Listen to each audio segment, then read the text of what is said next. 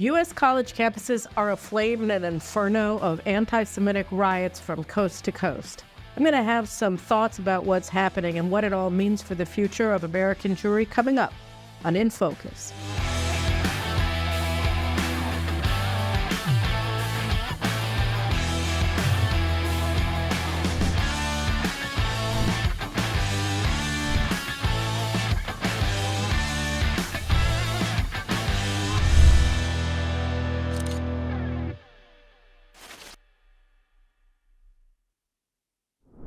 Welcome to In Focus. I'm sorry to say that the subject of our conversation, which is the riots on college campuses against Israel and against Jews, is an indication that something is terribly, terribly wrong with America today. Quite simply, what we see on college campuses is an expression of escalated unraveling of American society, and I want to explain why. We've seen campuses in the United States being the site of riots, of student violence, of student protests, really forever, but particularly since the 1960s on. And I would argue that there's something very different about what we're seeing on college campuses today than what we've seen in the intervening 50, 60 years. In the 1960s, the student protests, student demonstrations, and sometimes student riots on campus were largely against two things. One was the Vietnam War, and the other was on behalf of civil rights. In both of those cases, and in most of the cases of later protests in the 1970s, 80s, 90s, and into the 2000s, most of the student protests were about things that the United States was doing or protesters thought the United States should be doing, or that campus authorities were doing, or that the protesters thought should be doing.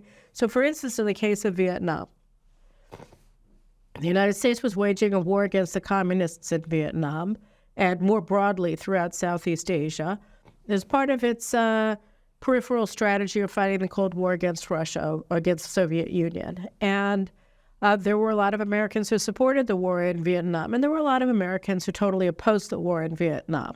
And one of the things that the students on campuses, of course, opposed was the fact that there was a mandatory draft, and they were personally tied to the issue because although they get deferrals because they were students, they faced the prospect of perhaps being sent over to Vietnam after they completed their studies. So they were personally worried, or maybe on the other hand, they were guilty. They felt guilty because they didn't go to Vietnam. And so they wanted to discredit the war as a way of kind of assuaging their consciences that they were draft dodgers. But whatever it was, the students on campus had sort of a personal relationship with the war in Vietnam. If they thought it was unjust, if they feared it, whatever. This was an American war. They were Americans, and they were protesting against the war.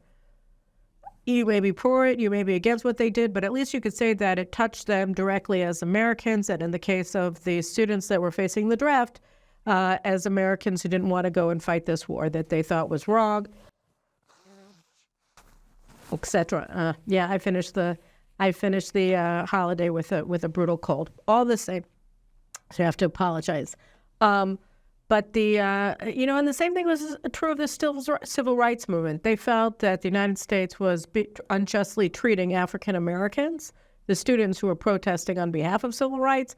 They wanted the same legal protections to African Americans that all Americans were supposed to enjoy in keeping with the U.S. Constitution, the Declaration of Independence, etc. And so they were fighting to make their country more just, to expand the civil rights of Americans to people of color, to minorities who hadn't been receiving them. So, you can look at all this, even the fights against the Contras in Nicaragua, which was going on when I was at Columbia in the 1980s, in the late 1980s, early 1990s. They thought that the Reagan administration's policy of supporting the Contras against the communist Sandinista regime was a bad policy, was unjust. They liked the Sandinistas, they were communists, but all the same, this was an American policy. So there are two things that are notable about what's happening in relation to Gaza now. One is that this isn't an American war, and it's not an American policy. And the other one is that it's not about expanding civil rights, it's about constraining them. It's about constraining the rights of Jewish Americans in particular. And, you see, nobody at Columbia, nobody at Berkeley, nobody at any of these campuses is worried about getting drafted into the IDF or into Hamas for that matter. This isn't a war that touches on their lives. This isn't an American war. This is a war that the U.S. ally Israel is waging against a U.S.-designated terrorist organization, Hamas, which carried out a genocide on October 7th and continues to wage a war against Israel with the purpose of annihilating it, along with its state sponsors, Qatar, which is funding a lot of this stuff, and Iran, which of course is behind everything, and along with Hezbollah and the Houthis and others. So this is a war that is not an American war, that none of the young people on campuses, whether they're students or not, are going to be forced to fight. And most importantly, this isn't about rights, or at least not about expanding civil rights for Americans. It's about constraining the rights of Jews. And here, one of the things that's so amazing is that, sometimes they say they're for Palestine, they want to establish Palestine, they think that Israel is unjust. But you see that the tendency to turn these rallies into anti-Jewish protests is very open. I mean, we can just look at a couple of clips here that we see. So here is a clip from UCLA where the protesters are blocking a Jewish student from getting into campus to go to the library where he has a class. So they're literally blocking Jewish children from going to class, Jewish students from going to their classes. They won't go. And later there was a recording that was up yesterday on Twitter of the mother of one of the Jewish students who was blocked from going to class by these Hamas protesters. And she called up the security services, the UCLA police, and said, "Can't you help my child go to class?" And they said no. They were ordered by the administration of UCLA not to interfere. But she says, "My son is being denied the right to an education. We pay tuition to UCLA, and he's being banned from going to class by these people. Can't you give him protection to go to class, to go to school?" And the woman on the phone with her from the UCLA police said, "No, we were ordered by the administrators of our campus not to help them." And here you see a clip. I'm taping this on Wednesday, and actually on Tuesday night, Columbia administration ahead of commencement, they finally realized, we better get these people out of here. And they asked the NYPD to come in and evacuate their encampment and push them out of Hamilton Hall, the administration building. They arrested about 100 whiners, whiny students saying, "How can you impede on our civil rights to take over the building?" But here you can see outside of Hamilton Hall, after they seized the building, that they cornered 2 or 3 Jewish students who were there, and they pushed them out. Why did they push them out? Because they're Jews. So you can see that here too. So, I mean, these aren't even, they're not even trying. And here at University of Pennsylvania, you see this demonstrator. I mean, another picture that I saw was of this rioter, this Hamas woman walking through campus wearing a sweatshirt with a Magen David, with a Star of David, surrounded by 2 rats, which is just Nazi propaganda. And here you can see in this clip, here is this demonstrator saying that Jews are the children of Adolf Hitler. They're hit killers. You should be ashamed. They're Hitler's children. They're anti-Semitic nut jobs. So these are just samples, and you can go on Twitter. I'm sure you can go on Facebook. You can look anywhere, and you'll see dozens and dozens of examples of open anti-Semitism, of open assaults against Jewish students. At UCLA this morning, I saw a clip of a Jewish female student who was beaten so badly that she was unconscious and had to be taken to the emergency room. And this was by rioters who claim that this is a constitutionally protected speech to beat the daylights out of a Jewish girl because she's Jewish on UCLA campus, and that's no longer permitted. Why? Well, Palestine, right? So, I mean, what we're seeing here is that Jews are being pushed out of Palestine, are being pushed out of college campuses. You're seeing open calls for the annihilation of the Jewish state. You're seeing Jews being denied the right to support Israel They're called Zionists, and Zionists are considered Nazis. We had a student leader, very, widely publicized, one of the heads of the riots at Columbia, calling for the annihilation of Jews because, look, if Jews are Nazis, if Israel is a Nazi state and any Jew who supports Israel supports Nazis, then I guess, yeah, you should commit genocide against Jews.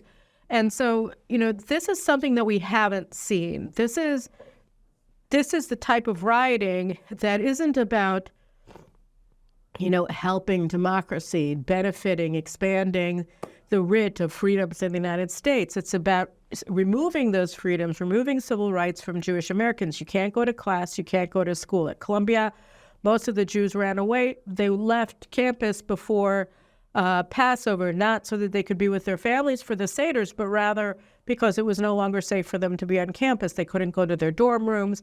Their dorms were surrounded by people chanting death to Israel, free Palestine from the river to the sea, Intifada. We want to carry out October 7th everywhere, globalize the Intifada, mean killing Jews here in New York City. Same thing you're getting at Princeton, at Harvard, at Yale, at Stanford, Berkeley, UCLA, USC, at I think over 50 campuses throughout the United States. Northwestern University, you had the Dean of Students actually participating in an openly anti-Semitic assault on Hillel, right? Because where would you protest against Israel? Well, obviously outside of the Jewish Student Center because they're Jewish and Israel are one, obviously. But don't say that anti-Zionism is a form of anti-Semitism. Anyway, we'll get to that in a second.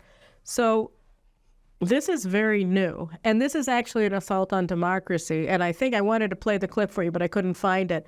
I think that I saw 2 days ago, much to my astonishment, MSNBC host Rachel Maddow saying something which was profound. And so if it was her, that's amazing. And if it wasn't her, then never mind.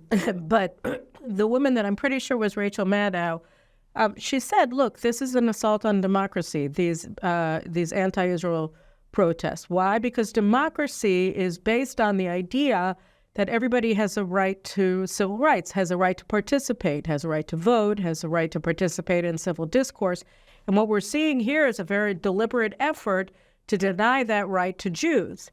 And so just on the basis of what they're actually seeking to accomplish, it undermines the democratic regime of the United States because it's saying that certain people aren't allowed to participate in democracy. So obviously, if you say Jews aren't allowed, then tomorrow you'll say, people who look like this aren't allowed and people who don't look like that, who look like that or don't look like that are not allowed to participate either. So by constraining, by denying, by trampling the civil rights of Jews to an education, to congregate, to be Jewish while on Columbia campus, etc., all of these things, or to say you can't have an opinion that's positive towards Israel and be safe on campus, etc., all of these things actually erode and really unravel American democracy. I would dare say you don't have American society without democracy because you can't have this kind of a multi-ethnic, multi-religious, multi-racial society,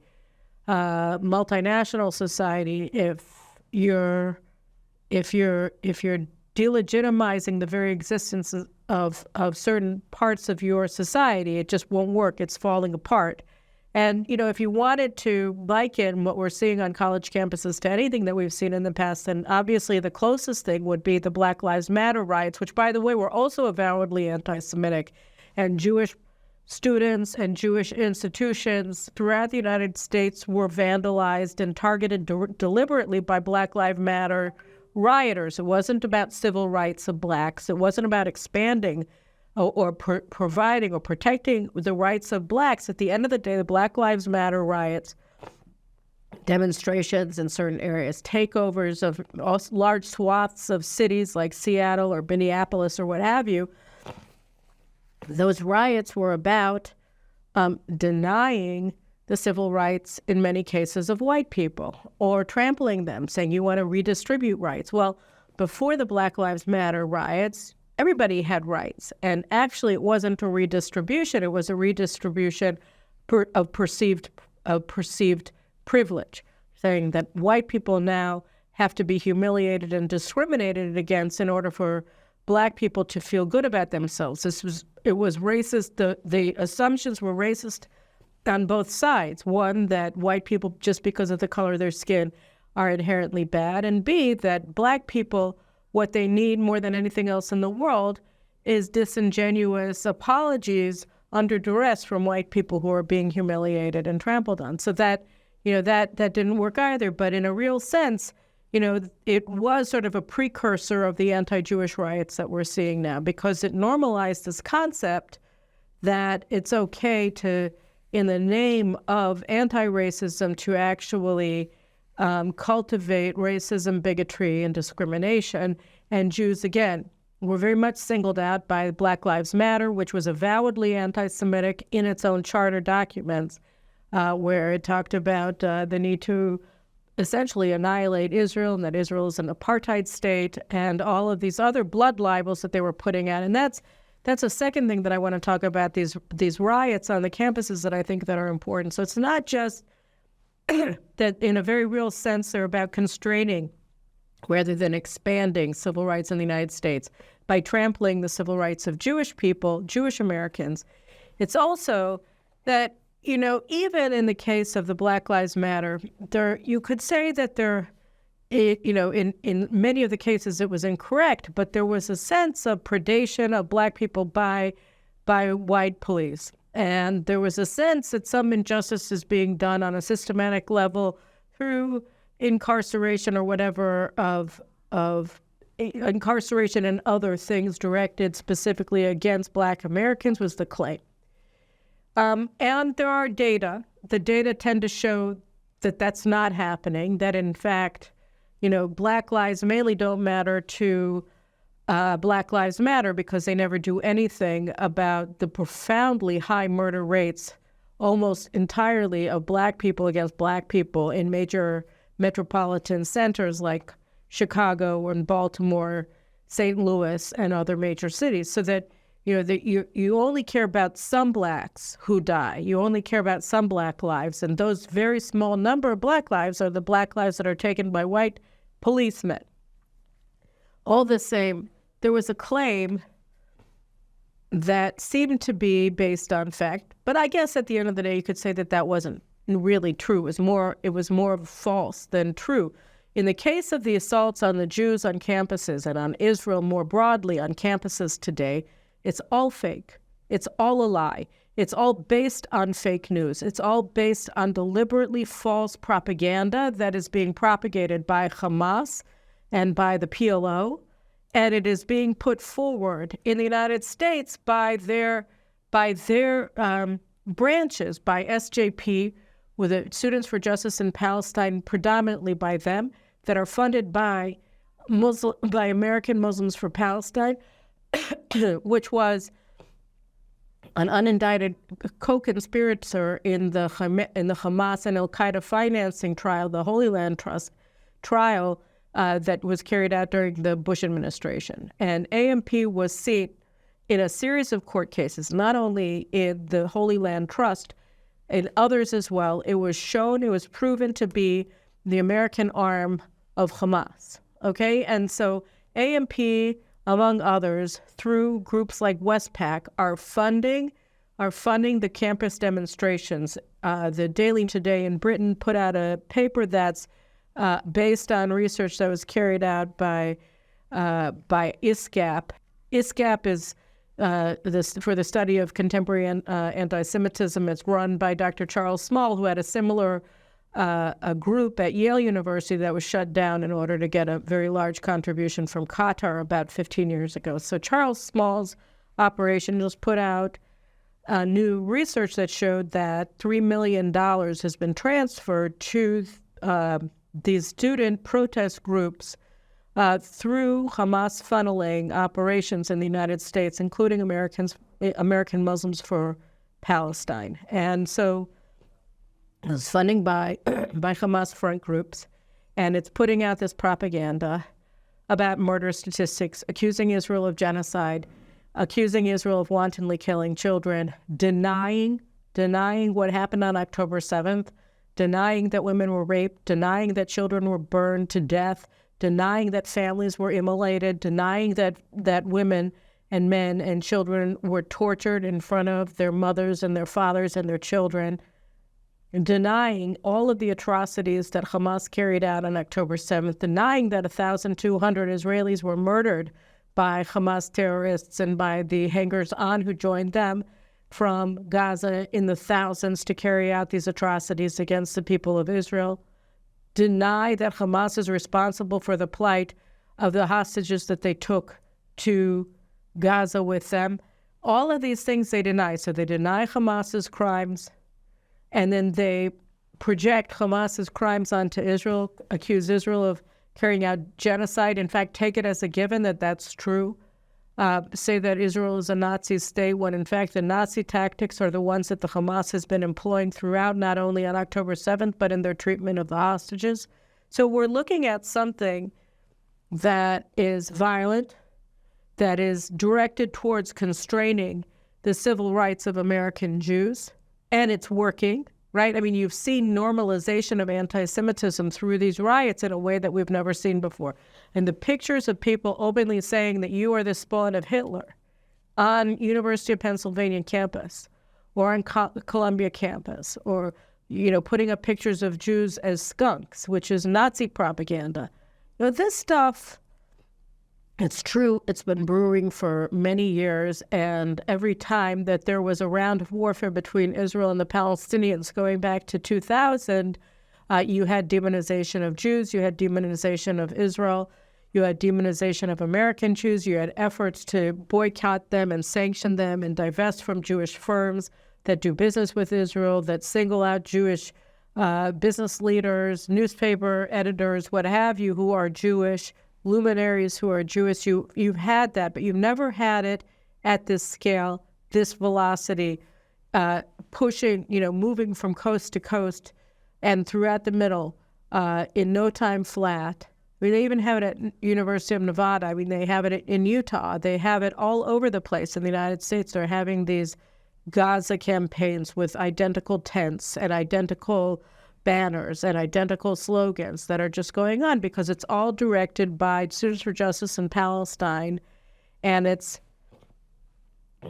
paid for by Hamas front organizations, in addition to all the usual suspects of the Ford Foundation and the Tides Foundation, and of course Soros's Open Society Foundation. So you have here, we've reached the apex of the Red-Green Alliance, where the progressives on the one hand and the Islamists on the other hand are both joining hands to throw Jews out of the public square on U.S. college campuses. They're doing it to undermine democracy in the United States. And also to demonize the United States, not only Jews, but also the symbols of America. You had this incredible Avi Horowitz video. I remember he was holding an Al-Qaeda flag on Berkeley campus sometime after 9/11, and he was smoking a cigarette. So he's waving an Al-Qaeda flag or an ISIS flag, maybe it was an ISIS flag, and he's smoking a cigarette in the center of Berkeley campus. And he got far more people coming up to him and telling him he can't smoke on campus than he had people saying that ISIS or Al-Qaeda, whichever one it was a bad thing. So he's been at this for a while. But this week he did a stunt. You know, he did a provocative video that was different. He went on to the campus of the City College of New York. All he was doing was holding an American flag. Not Jewish, not nothing. He was holding the flag of the United States of America, and he got the crap beaten out of him. He got punched, he got kicked, he got strangled, and he got thrown down a flight of stairs by these Islamist goons at CCNY who couldn't stand it, who were driven to insanity, right, by extraordinary terrorist Hamas-like violence at the sight of the flag of the United States of America. So, you know, and why? It's because you're seeing the unraveling of American society. You're seeing the legitimization not only of the denial of civil rights to Jews, but also the denial of the American way of life. The people who are involved here really are revolutionaries. Some want an Islamic world government, an Islamic imperialism led by Iran and Al-Qaeda and Hamas, and they couldn't be part of it. And some of them want a world communist revolution. Some of the Jewish kids, for instance, who are participating in these anti-Jewish rallies, they're communists. They want to be communists. They want to be Marxists. That's what they want, and they want to annihilate their Jewish state and organize Judaism in order to advance a communist world revolution. So at a certain time, if they're able to go forward with this, and the Jews, just as happened in Iran, the communists were helping Ayatollah Khomeini because they thought that they were on the same side. And then Ayatollah Khomeini had all of the communists who were helping him murdered. So, that was what we can expect in this case as well. All the same, there's one last aspect of what we're looking at that I think it's really important to talk about, which is what the Biden administration is doing in it. So you have riots that are geared towards taking Jews out of public life in the United States, legitimizing the expulsion of Jews from the public square in the United States in a profound and extremely violent manner in campuses throughout the United States. And of course, it's being tolerated for very long by many, many of the woke administrations that govern these campuses. It took Shafiq, the woke Egyptian president of Colombia, who basically had empathy for the 9/11 attackers in an interview that she gave shortly after 9/11. So she was promoted because of these views, right? She became president because of these views, and of course because of her identity. She's female, she's Muslim, she's an Arab, so she has to be president of Colombia, obviously, because that makes her qualified. At any rate, so Shafiq finally gets rid of them after, 2 weeks of rioting and of terrorizing Jewish faculty and Jewish students at Columbia. But the damage was done to Columbia. I mean, who would ever hire any member of the class of 2024 at Columbia unless you can prove that you were fighting this in some way? But the worst part about it is that it's being aided and abetted by the Biden administration. The Biden administration is not only not doing anything against the protesters. I've written on Twitter, Kristen Clark, who is the head of the Civil Rights Division at the Department of Justice. I wrote about her when she was having her confirmation hearings because this is a woman with a history of anti-Semitism. She was the head of the Black Law Students Association at Harvard in the early 2000s, and she invited an anti-Semitic Black nationalist professor to speak who had just been putting out all of these blood libels and a book that he had just written that she invited him to campus, to Harvard, to discuss, and all he does is purvey blood libels a la, Louis Farrakhan. So is it any wonder that the Biden Justice Department isn't doing anything, isn't looking into American Muslims for Palestine, isn't looking into Students for Justice in Palestine, whose leader, Hatem Bazian, was also involved in funding terrorism, funding Hamas, and was exposed as being such during the Holy Land Trust trial in Texas in 2007, 2009?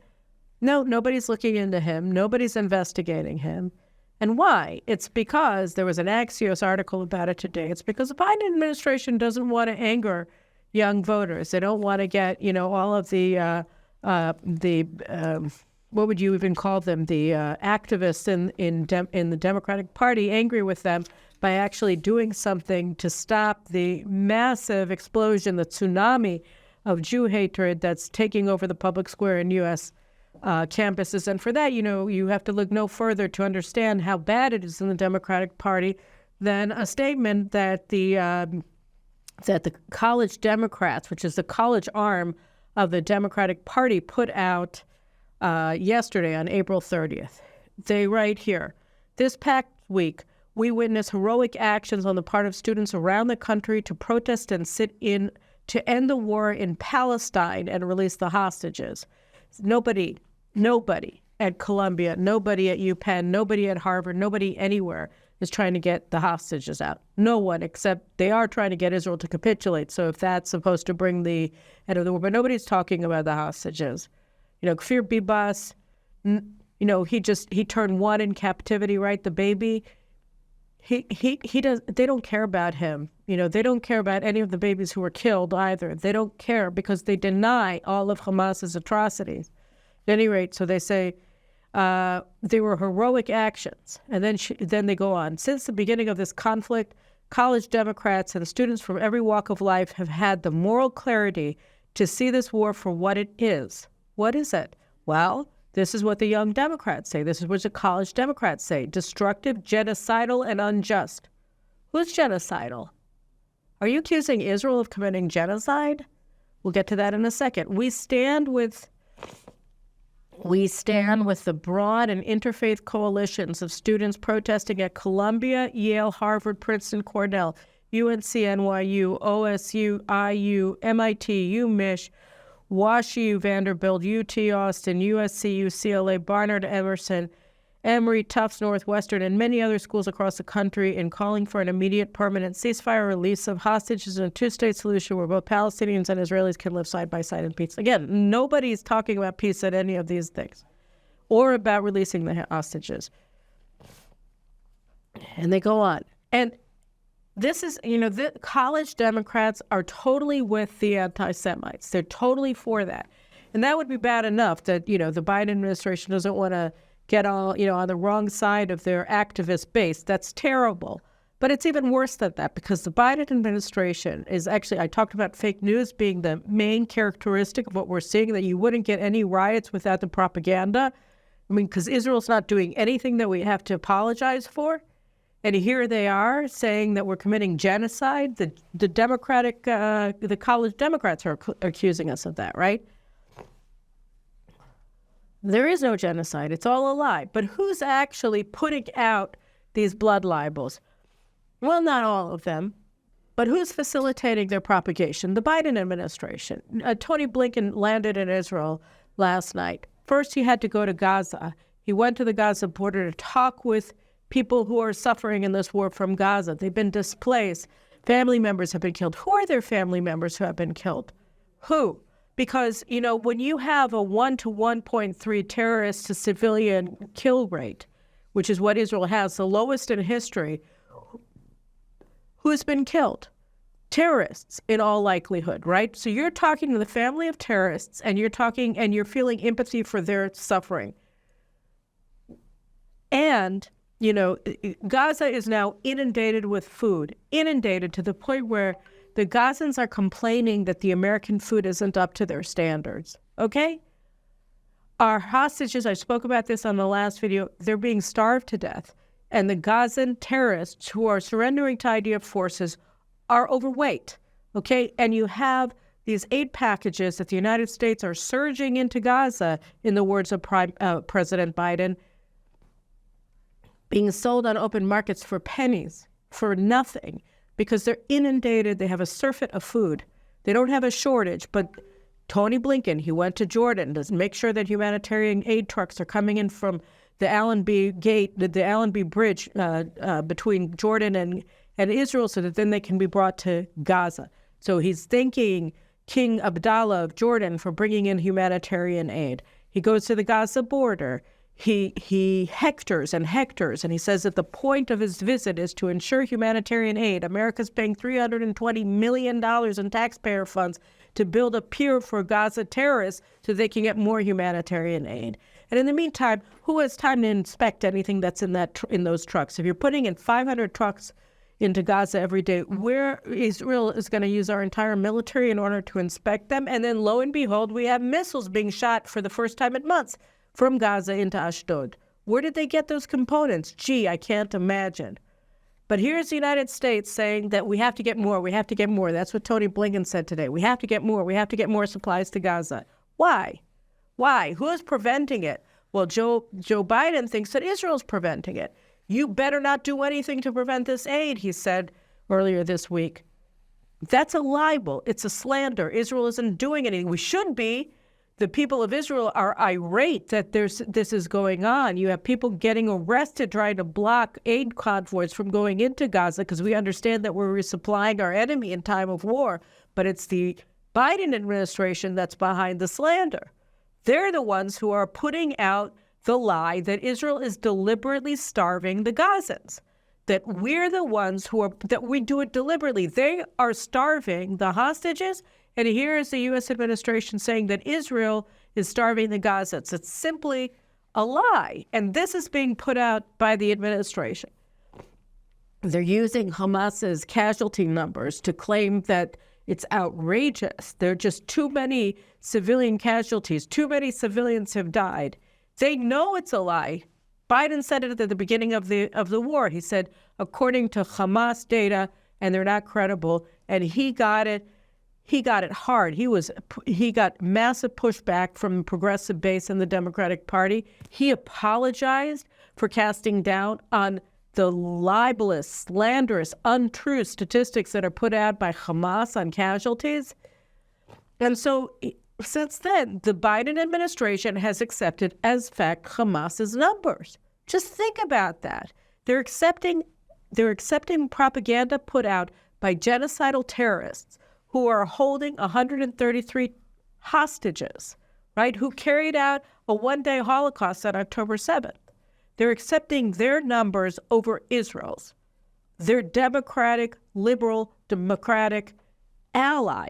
They accept Hamas's numbers, not Israel's, and they're using Hamas's data, which is being propagated in order to slander Israel.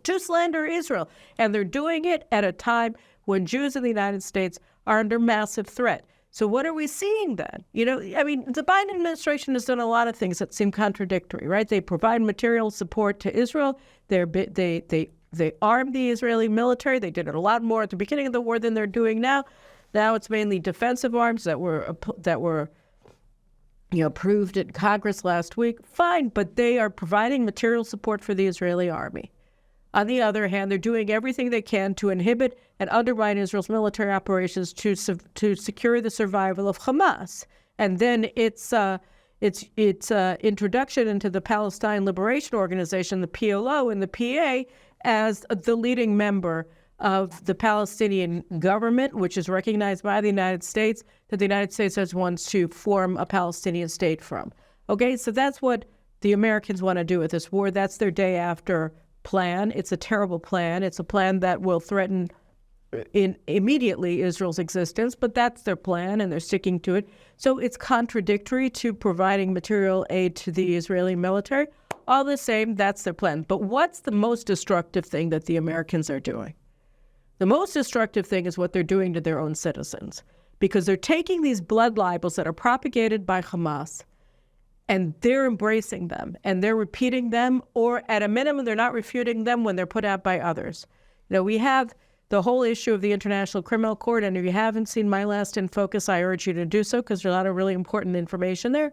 But the ICC is this kangaroo court, and it intends to brand Israel as a criminal state by issuing arrest warrants against our national leaders, whether it's Prime Minister and Defense Minister or the Chief of Staff of the IDF, or going forward, field-grade officers in the IDF.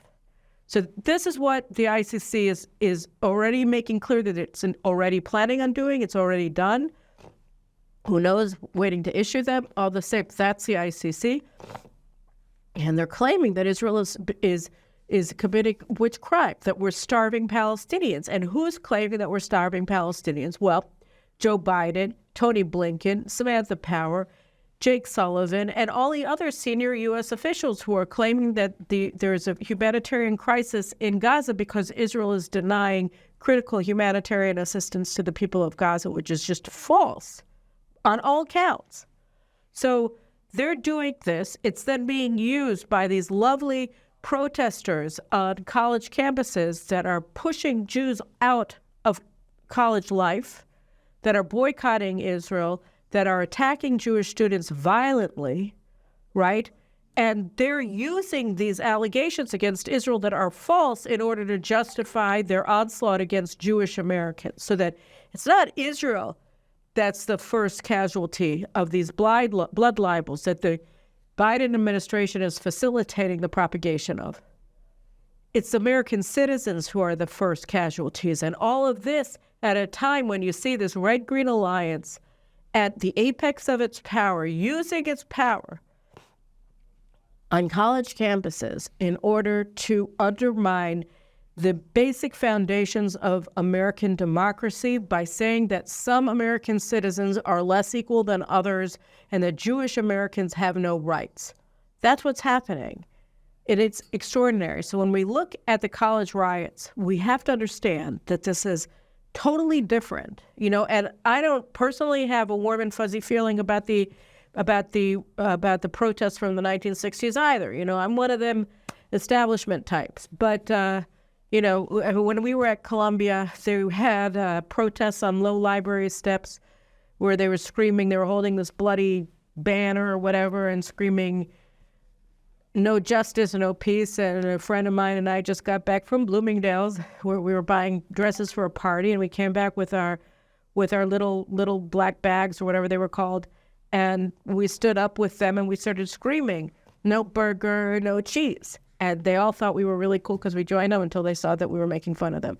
But it wasn't even the no justice, no peace types. These people who are on campus today, they don't want to expand civil rights. They don't just want to whine and say that we are, rebels or whatever. They are trying to deny the civil rights of Jewish Americans. They are in fact pushing Jewish Americans off the campus. Shai Davidai, the Israeli professor at Columbia, who's been leading the charge against this campus anti-Semitism, he had his ID deactivated so that he can't enter campus because he was trying to fight this. And so he was denied access to campus by the university administration in furtherance of these blood libel-based riots against Jews and Israel and Israelis. So that's what's happening. So it's very different, even if you want to take the worst rendition of what happened in the Vietnam War protests, anti-war protests. They're nothing compared to what you're seeing on college campuses today. These are riots for racism. These are riots for bigotry. These are riots for anti-Semitism, right? And they're based entirely on lies. The United States did do some things in Vietnam that were unacceptable for most Americans. It's true. War is hell. And you can have a sympathetic view of the Vietnam War and say mistakes were made. That's okay. Or you can hate the Vietnam War and say America committed war crimes. Whichever way you look at it, it wasn't all beautiful and nice in some polite debating society in Saigon. No siree, not even close, right? So there was some reality. Here, there's no reality. They're taking all of their claims, they're based on Hamas propaganda. And now we see through this Daily Mail report and other reports that have come out in recent days that it's funded by Hamas, that these tents, that these riots are being funded by Hamas through American Muslims for Palestine, which is a Hamas financing group and has been seen as such by multiple U.S. courts. They're the ones doing it through Students for Justice in Palestine, which is a straw organization run by a former official of the Holy Land Trust Foundation, which was a Hamas and al-Qaeda finance group, Hatem Bazian, at Berkeley. And nobody's even investigating him, to the best of my knowledge. So these are riots. They are based on libelous, slanderous allegations against Jewish people and the Jewish state and the government of Israel that are being propagated by Hamas and its supporters in the United States. And it's being parroted in lesser forms, but it is being parroted. And these propaganda claims are being embraced by the Biden administration, which is not taking any action against these protests because they're afraid of getting their young people angry, because the college Democrats are with Hamas on this, as they put out in their statement, as they made clear in their statement, which was both false on the merits of what was happening on the college campuses and slanderous of Israel. So this is something that we haven't seen, not in this degree, not at this level. And it's an expression of the unraveling of American society And it bodes ill for the future of the United States that this is allowed to happen. And one last thing, a lot of these students yesterday, over 100 students apparently at Columbia were arrested, which is nice. But long term, the only thing that's going to happen that will be bad for these students who are mainstreaming anti-Semitism and pumping it directly into the bloodstream of the American people is if they get expelled. And almost none of the students on campuses across the country have been expelled for what they're doing.